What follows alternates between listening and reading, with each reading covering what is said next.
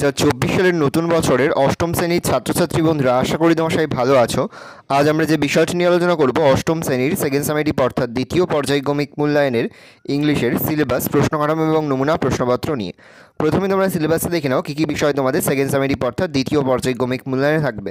দ্বিতীয় পর্যায়ক্রমিক মূল্যায়নের ক্ষেত্রে ফুল মার্কস থাকবে 25 আর সময় তোমাদের থাকবে 50 মিনিট।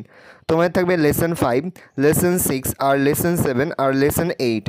তার পাশাপাশি তোমাদের কিন্তু রাইটিং স্কিল থেকে প্যারাগ্রাফ রাইটিং আর স্টোরি রাইটিং থাকবে, আর গ্রামার থেকে কিন্তু প্রশ্ন দেওয়া হবে। ভালো করে তোমরা সিলেবাসটা দেখে নাও। এবার আমরা নমুনা প্রশ্নপত্রটা দেখে নেব। তোমাদের টেক্সট বইয়ের অ্যাক্টিভিটিগুলো কিন্তু খুব ভালো করে তোমরা প্র্যাকটিস করবে, সেখান থেকে কিন্তু গ্রামার এবং রাইটিং স্কিল কিন্তু দেওয়া হবে। দেখো, সরাসরি স্ক্রিনে কিন্তু আমরা অষ্টম শ্রেণীর সেকেন্ড সামেটিভ অর্থাৎ দ্বিতীয় পর্যায়ক্রমিক মূল্যায়নের ইংলিশের কোশ্চেন পেপারটা দেখতে পাচ্ছ। ফুল মার্কস তোমাদের রয়েছে 25 আর সময় তোমাদের রয়েছে 50 মিনিট।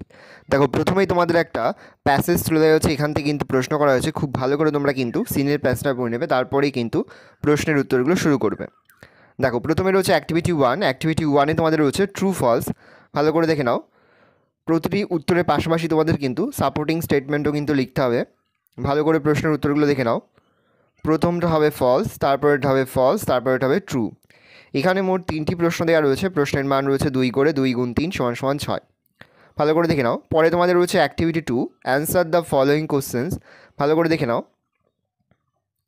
প্রশ্নের উত্তরগুলো। এখানেও মোট তোমাদের 3টি প্রশ্ন দেওয়া রয়েছে। প্রতিটি প্রশ্নের মান রয়েছে 2 করে, 2 গুণ 3 সমান সমান 6। ভালো করে দেখে নাও। তোমাদের রয়েছে অ্যাক্টিভিটি 3। অ্যাক্টিভিটি 3-তে তোমাদের গ্রামার থেকে প্রশ্ন করা হয়েছে। এখানে মোট তোমাদের 6টি প্রশ্ন দেওয়া রয়েছে। প্রশ্নের মান রয়েছে 1 করে, 1 × 6 সমান সমান 6। কোনটা নাউন, কোনটা অ্যাডজেক্টিভ, কোনটা অ্যাডভার্ব সেটা কিন্তু তোমাদের লিখতে হবে। দেখে নাও ভালো করে। পরে তোমাদের রয়েছে অ্যাক্টিভিটি 4। অ্যাক্টিভিটি 4-এ তোমাদের রয়েছে লেটার রাইটিং। দেখে নাও। এখানে কিছু হিংস দিয়ে দেওয়া রয়েছে, তার ভিত্তিতে তোমাদের কিন্তু লেটারটা লিখতে হবে। দেখে নাও। তোমরা তোমাদের বন্ধুর নাম দেবে, দিয়ে লেখা কিন্তু শুরু করবে। লেটার রাইটিংটা দেখে নাও ভালো করে। আমি আস্তে আস্তে স্ক্রল ডাউন করছি, তোমরা চাইলে এটার স্ক্রিনশটও নিয়ে নিতে পারো। বিভিন্নভাবে ঘুরিয়ে কিন্তু লেটার রাইটিং দিতে পারে।